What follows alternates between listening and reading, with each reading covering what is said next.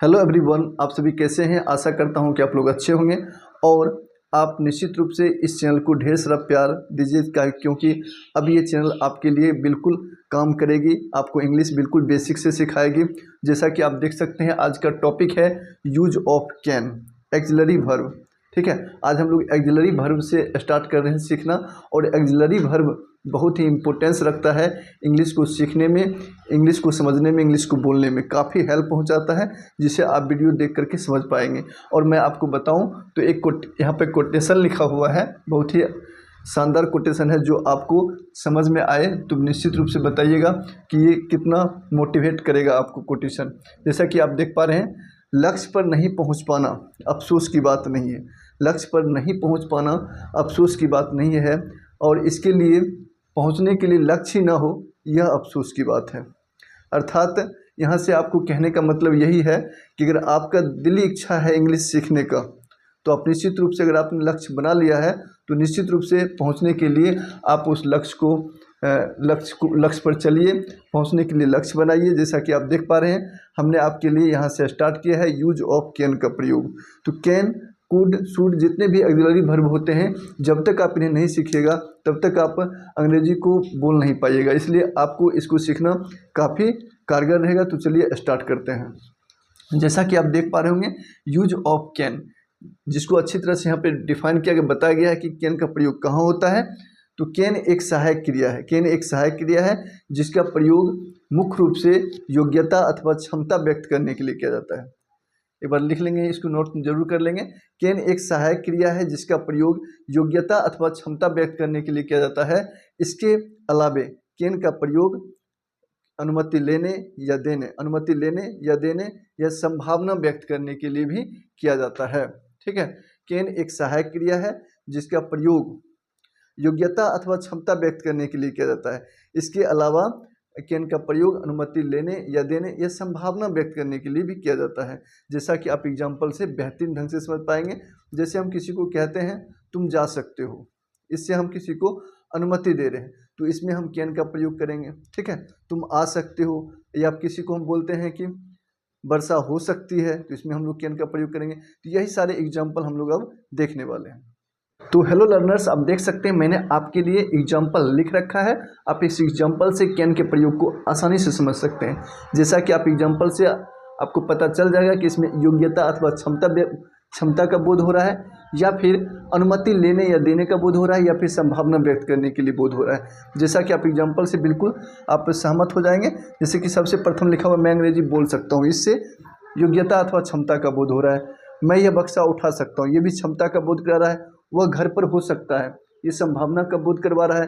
तुम जा सकते हो, ये अनुमति का बोध करवा रहा है। धूम्रपान से कैंसर हो सकता है, ये संभावना का बोध करवा रहा है। तो इससे इस सारे वाक्य से पता चलता है कि इसमें कैन का यूज होगा। तो चलिए कैसे यूज करेंगे वो हम लोग समझते हैं। तो सबसे पहले है मैं अंग्रेजी बोल सकता हूँ, तो इसको आप कैसे लिखेंगे। तो इसको लिखेंगे I can speak English, I can speak English. बिल्कुल आसानी से बन जाएगा, आपको इसमें कैन का यूज करना है।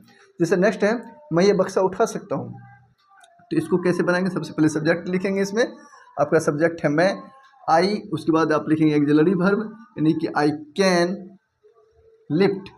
इसके बाद आप लिखेंगे एक्शन वर्ब यानी कि I can lift this box, I can lift this box.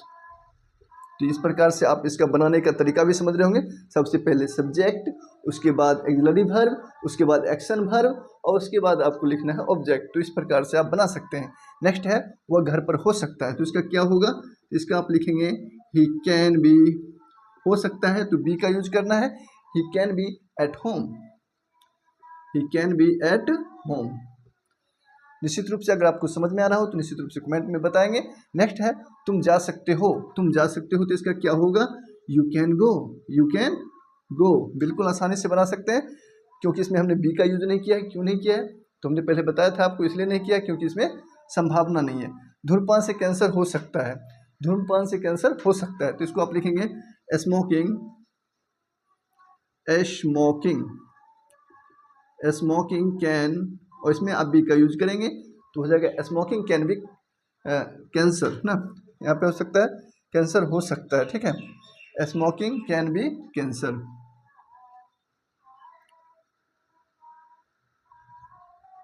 ठीक, धूम्रपान से कैंसर हो सकता है। नेक्स्ट है यह कौन कर सकता है, तो यहाँ पे आप लिखेंगे हु, ये WHO का सेंटेंस है तो इसमें सबसे पहले आपको हु का यूज करना है, तो उसके बाद कैन हो जाएगा, हु कैन, उसके बाद एक्शन वर्ब में आप लिखेंगे who can do this, who can do this. तो चलिए आशा करता हूँ कि आप लोग निश्चित रूप से समझ पाए होंगे। इसके हम लोग प्रैक्टिस सेट को देख लेते हैं। इसमें कुछ और सेंटेंस है जो हम आपको दे रहे हैं बनाने के लिए, और आप उसे निश्चित रूप से बनाएं और फिर बताएं आपको ये कैसा लगा यूज ऑफ कैन। ठीक, चलिए अब हम लोग खुद से बनाते हैं और अपना आप देखें कि आपको कितना सही होता है। तो सबसे पहले आप इसे नोट कर लें और नोट करके आप अपने कॉपी में बनाइए। वीडियो को पॉज कर सकते हैं, वीडियो को पॉज करके जब मैं इसको बोलूँगा सबको इंग्लिश में ट्रांसलेट करूँगा तो आप मुझसे मिलाएं कि आपने कितना सही किया और आपका कितना गलत हुआ, आप निश्चित रूप से कमेंट में बताएं। तो चलिए इस प्रकार से एक्सरसाइज आपको हर एक अब लेसन में मिलने वाले हैं, तो आप निश्चित रूप से यहाँ से आप जुड़ सकते हैं इस चैनल के माध्यम से।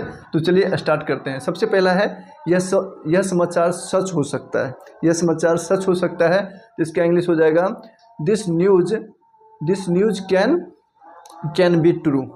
हो सकता है तो आपको बी का यूज करना है, this news can be true. ठीक है, नेक्स्ट है यह समाचार सच नहीं हो सकता है, यह समाचार सच नहीं हो सकता है, तो इसमें आप यूज करेंगे this news can not be true, this news can not be true. ठीक है, नेक्स्ट है क्या यह समाचार सच हो सकता है, क्या यह समाचार सच हो सकता है, तो इसमें आप लिखेंगे can this news be true, can this news be true, क्या यह सच हो सकता है, can this news be true.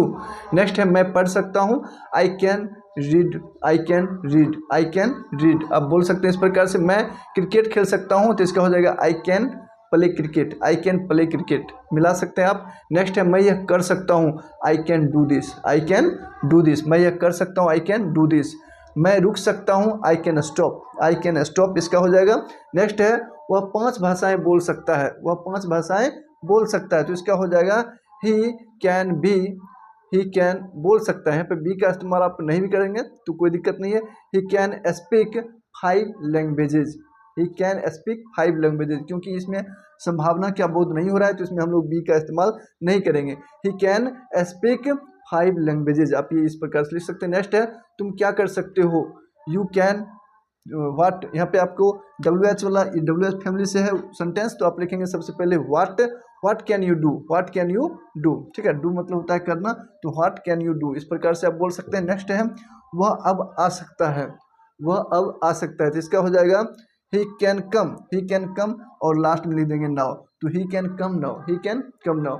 अब आप बताएंगे कमेंट में कि आपने कितना सही किया और आपको कितना गलत हुआ, कैसा लगा आपको। निश्चित रूप से ये एक्सरसाइज, और ये एक्सरसाइज से आप बहुत सारे सेंटेंस अब तो आपको मालूम हो गया होगा कि इस लेसन से हम बहुत सारे चीज़ों को बोल सकते हैं। ये बोलने में बिल्कुल काम आएगा यूज ऑफ कैन, और ये आपको इंग्लिश ग्रामर में भी काम आएगा। तो आपको कैसा लगा यहाँ तक आप निश्चित रूप से अपने कमेंट में आप अपनी राय दे सकते हैं। थैंक यू, फिर मिलते हैं नेक्स्ट वीडियो में ऐसे ही इंफॉर्मेटिव, ऐसे ही अच्छे कंटेंट लेकर के। थैंक यू, फिर मिलते हैं नेक्स्ट वीडियो में।